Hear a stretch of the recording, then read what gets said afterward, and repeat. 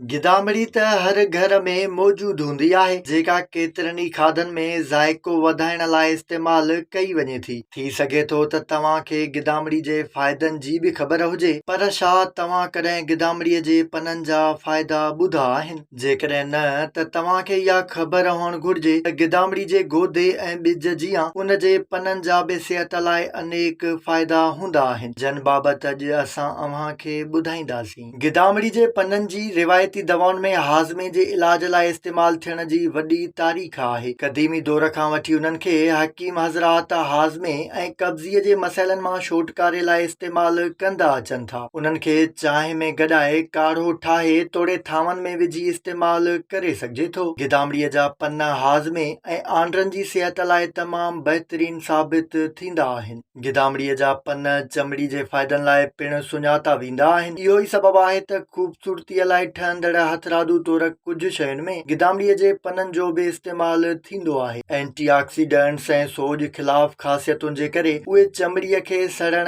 कारे दागनि ऐं उमिरि वधण जी अलामतुनि खे घटाइण में अहम किरदारु अदा कंदा आहिनि। उन्हनि जो इस्तेमालु रंग भूरो करण लाइ बहितरीन साबित थींदो आहे। उन खां सवाइ गिदामिड़ीअ जा पन बुखार, खंघि ऐं मादे जे मसइलनि समेत केतिरियुनि ई बीमारियुनि जे इलाज लाइ इस्तेमालु थींदा आहिनि। जेतोणीकि अहिड़नि फ़ाइदनि जे हवाले सां वधीक साइंसी तहक़ीक़ जी ज़रूरत आहे, पर केतिरनि ई सक़ाफ़तुनि में उन्हनि खे पेट तोड़े मादे ऐं ॿियनि मसइलनि जे हल लाइ बाक़ाइदा तौर इस्तेमालु कयो वेंदो आहे। कुझु तहक़ीक़ुनि मां इहा बि ख़बर पए थी त गिदामिड़ीअ जा पन ब्लड शुगर ते ज़ाब्तो रखण में बि अहम किरदारु अदा कंदा आहिनि। उहे इंसुलिन जी हसासियत खे बहितर कंदा आहिनि, जंहिंसां गॾु ग्लूकोज़ ऐं मेटाबॉलिज़्म खे मुनज़िम करण में बि मदद मिलंदी आहे। शुगर जे मरीज़नि या उहे माण्हू जिन खे इन मर्ज़ जो ख़तरो हुजे, उहे गिदामिड़ी जे पननि खे पंहिंजी खुराक जो हिसो बणाईंदा त उहे थोरे ई ॾींहंनि में पंहिंजो पाण खे सिहतमंद महसूसु कंदा।